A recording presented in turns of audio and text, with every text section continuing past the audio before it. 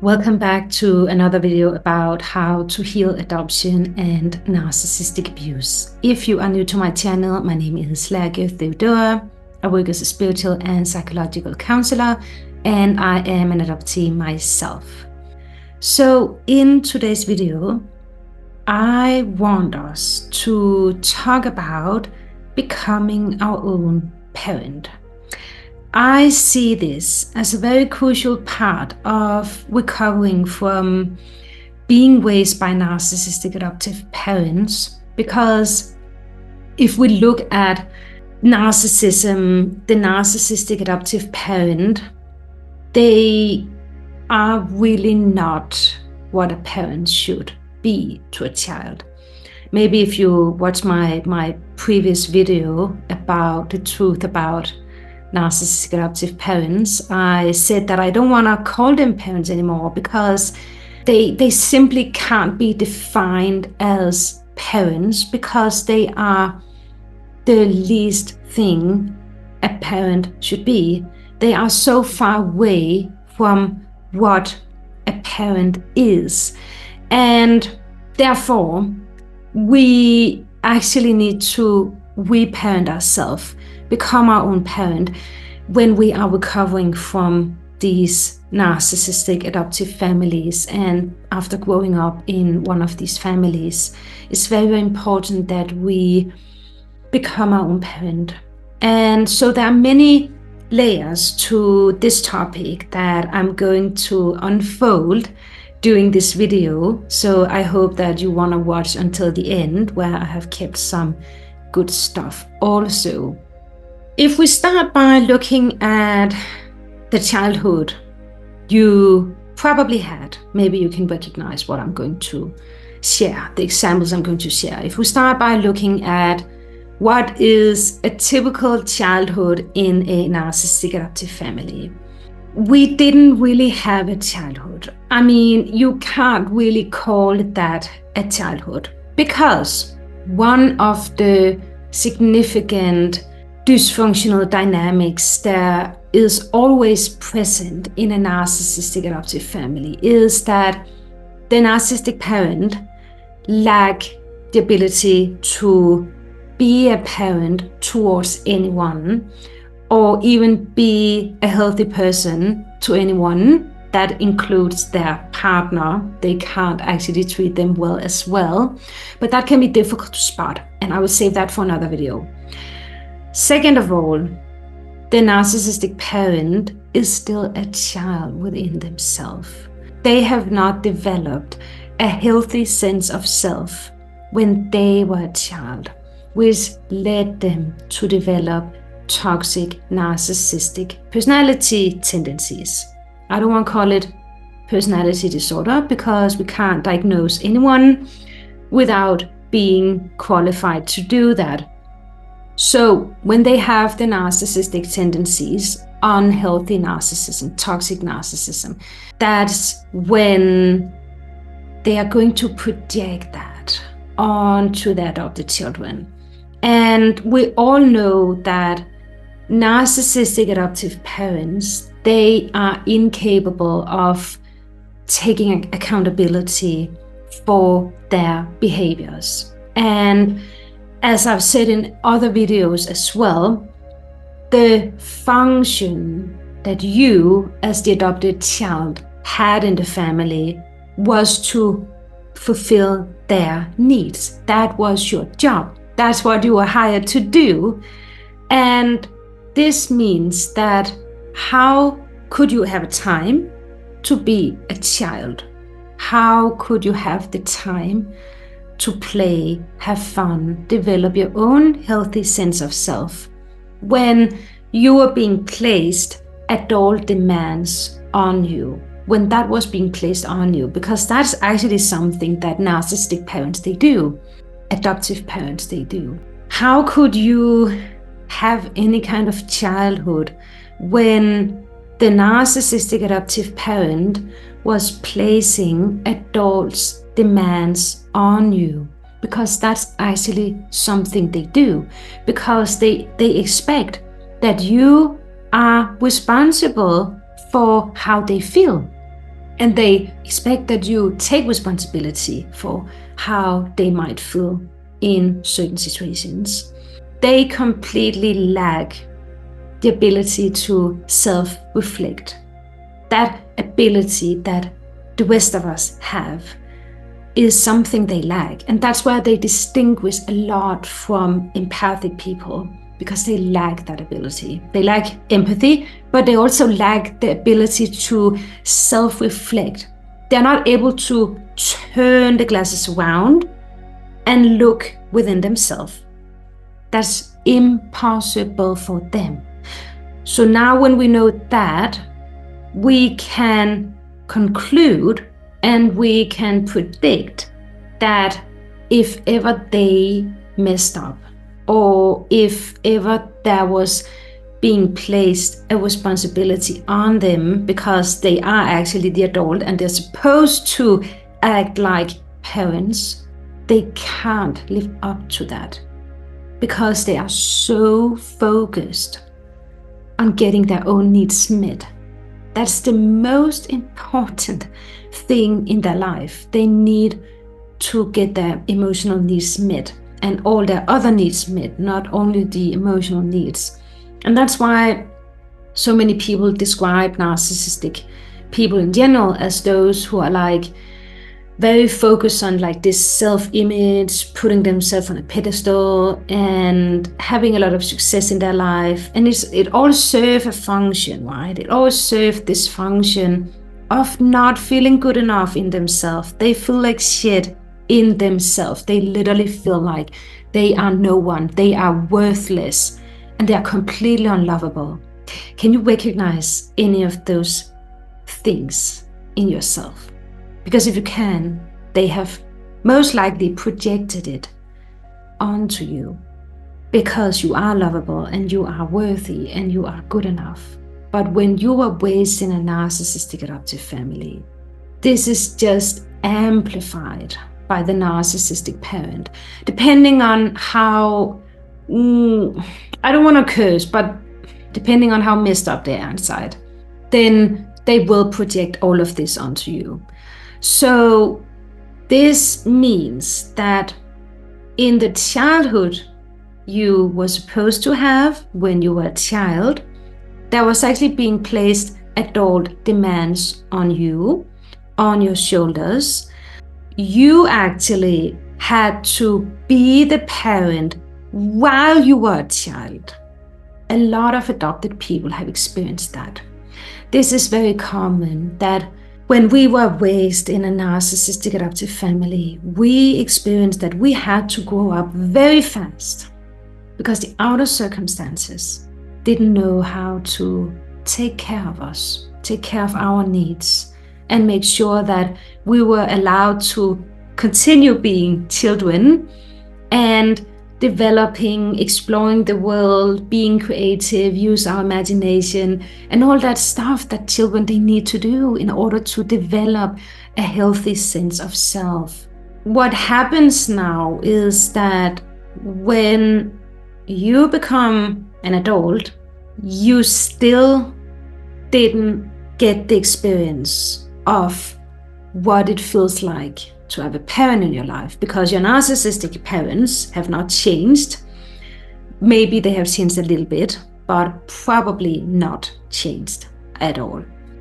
So how do you know how to go through life, how to navigate through life without having a parent and without having the experience when you were a child of what it feels like to have a parent in your life?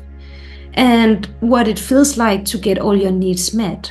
Maybe not all your needs, but the most important needs met. How do you find out? How do you make sure that you will experience this and that your needs will be met without a parent, without knowing what it felt like to have a parent role in your life as a child? And this is where we really need to realize that now we are our own parent.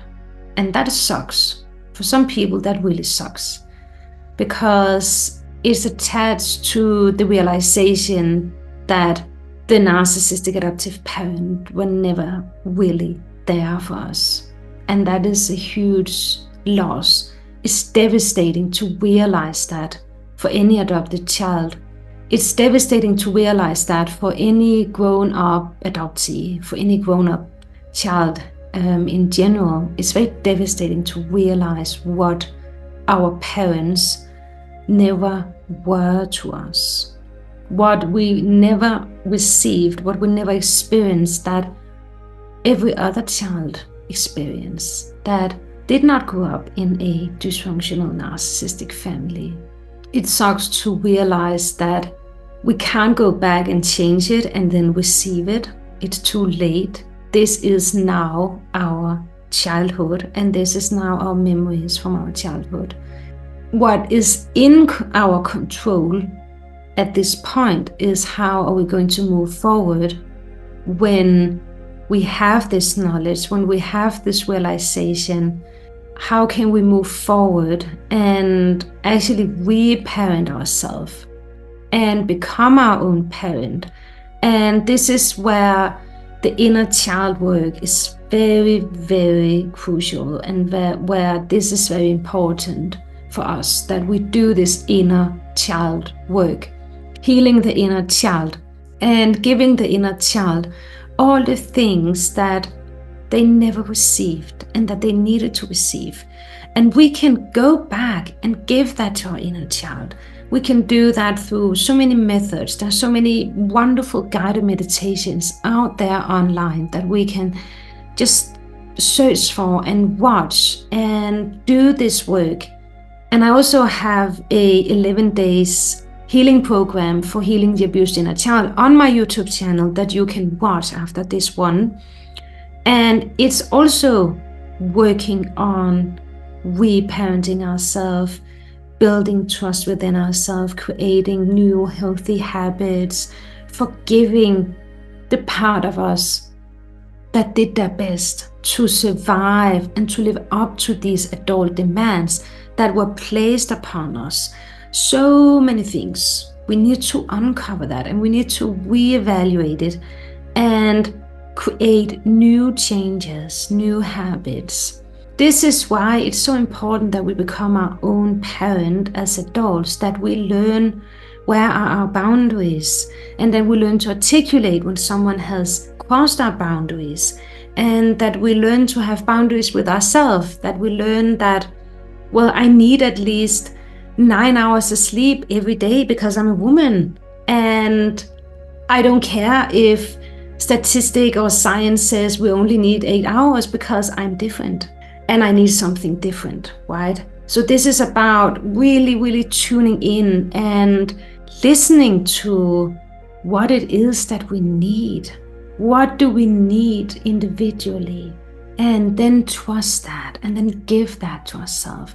Or maybe we need to journal a lot, that I also recommend everyone to do. Or maybe we need to eat more healthy food, like we were supposed to be told by our parents when we grew up, that it's important that we eat vegetables to all our meals or whatever it is, right? Or that we don't watch so much Netflix every day because it's not healthy for us, or whatever it is that our parents were supposed to tell us.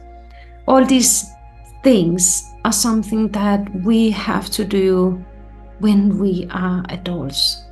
And it takes commitment, and it takes energy, and it takes time, and it takes a lot of work. But the result of it is amazing, because it will make us feel way more whole than we have ever felt before.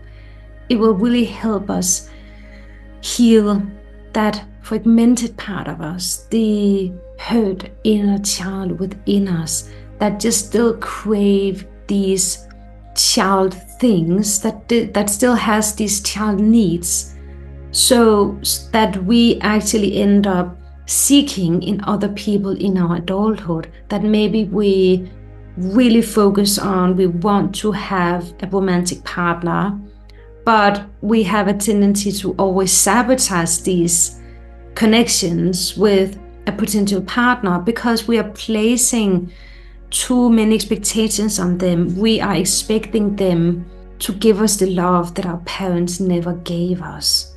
And we're probably doing this unconsciously. When we heal all these wounds within us, we will feel so much lighter, and it will be so much more easy and effortless to connect with other people and to move through life when we heal all of this. And that's why it's so important that we heal our inner child, we parent ourselves, give ourselves what we needed as a child, that we give ourselves that right now as adults. And it might seem very strange, like, why should I do that now? Isn't it too late? It's never too late. It's never too late. I would say that this is the most crucial and important step in order to create the life that you want, the life that you desperately want, that you really, really know, that you also came here to live. Then you need to heal your inner child. You need to heal all these parts of you that your adoptive parents neglected and abandoned and abused and punished and rejected and whatever they did that was so inhumane to you. You need to heal that and then go after the life that you know that you also came here to live, that you know that you are worthy of living, and go dream of that partner that you also know you came here to experience, that you know you came here to experience real love, true love, unconditional love. That's also part of life. It's not just what happened in your childhood. And the good thing about all of this is that you can do it at the same time. You don't just have to be like, I'm just going to focus on this, and then when I'm done in like 10 years, I can move over and begin looking at the life that I want to live. You can do it simultaneously at the same time, literally. And that's what's so amazing about being a soul in human body, having a human experience on earth, and also connecting, co-creating with the universe. That's an amazing part of it, that it doesn't have to be a linear process. It can be a lot of parallel processes at the same time. And there's nothing wrong with that. You are the only one who knows how to heal you.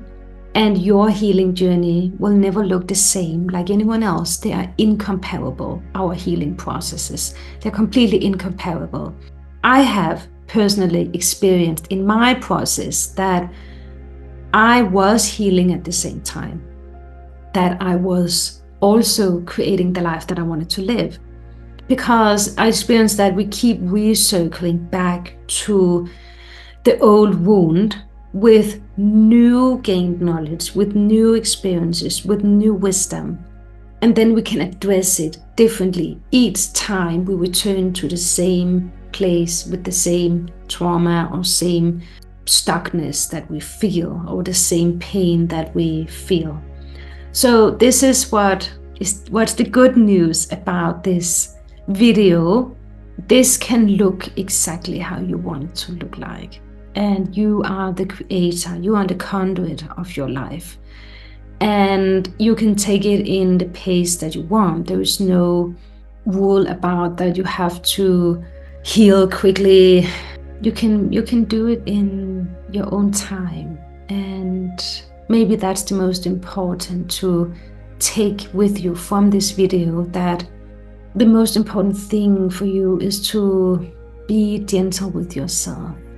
Be good to yourself, considering how much shit you have been through.